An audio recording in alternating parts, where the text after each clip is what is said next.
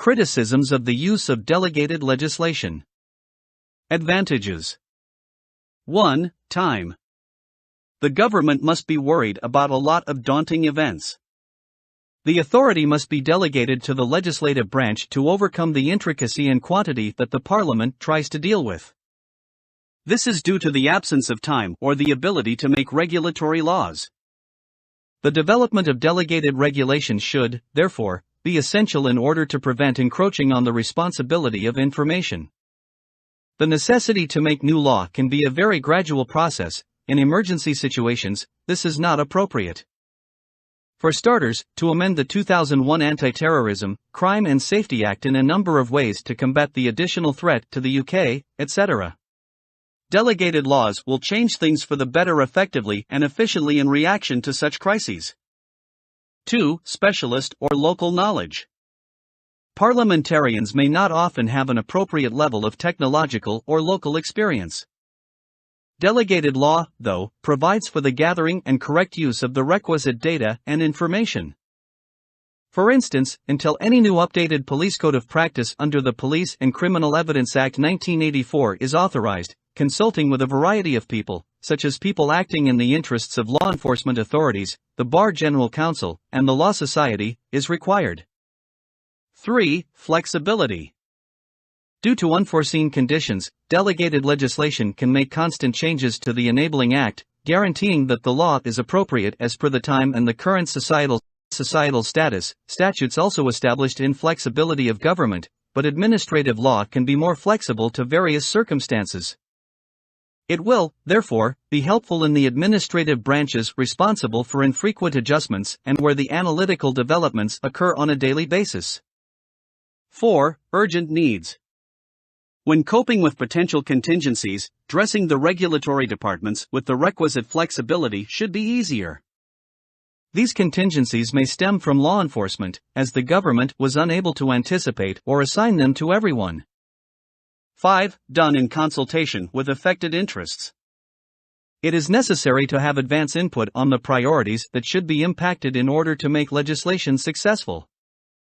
That's because it can and sometimes does not provide for a meeting between special interests and the government to draft legislation.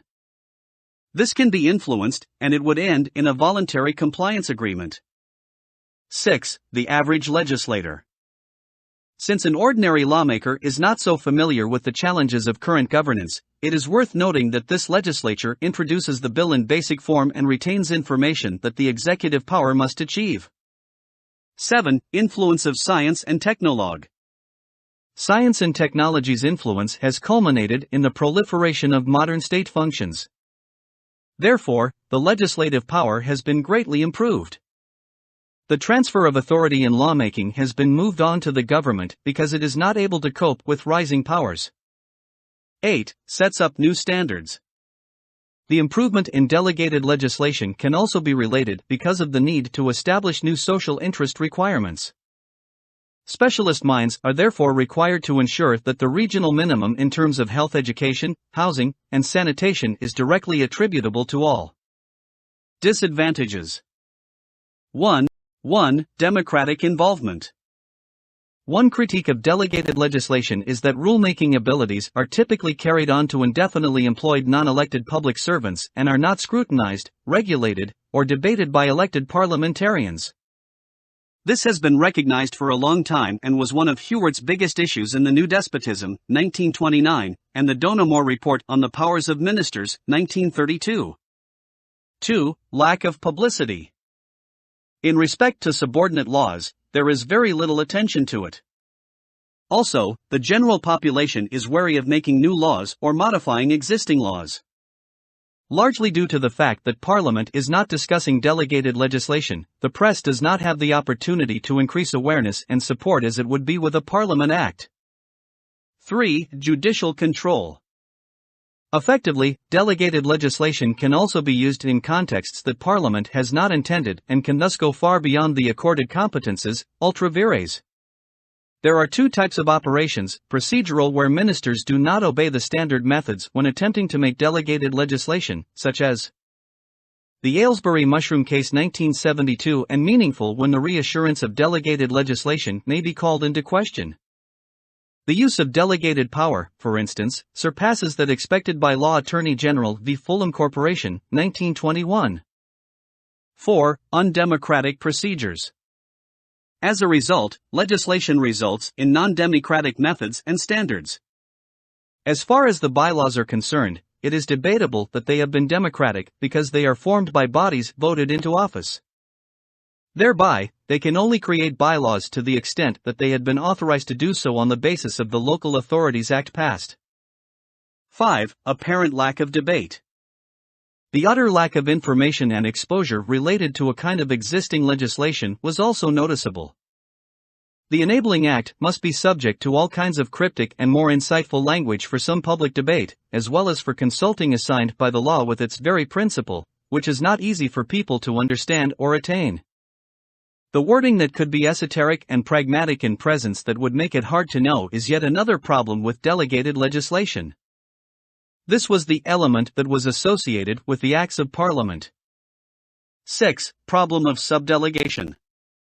The entity responsible for developing regulations has not expressly dealt with the possibility of sub-delegation that occurs as it has not been.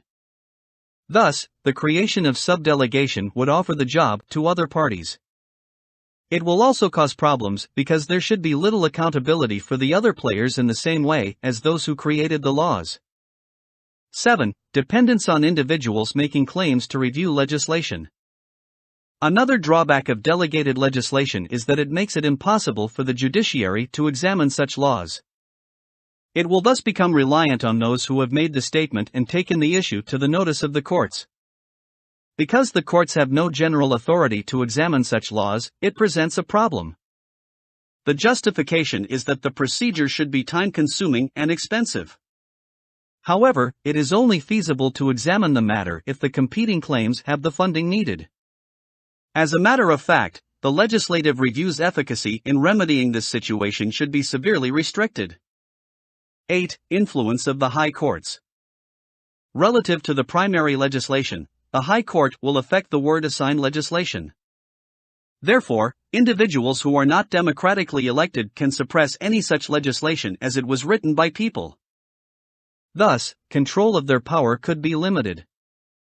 However, it may rely on people making these claims when they take cases to court attention.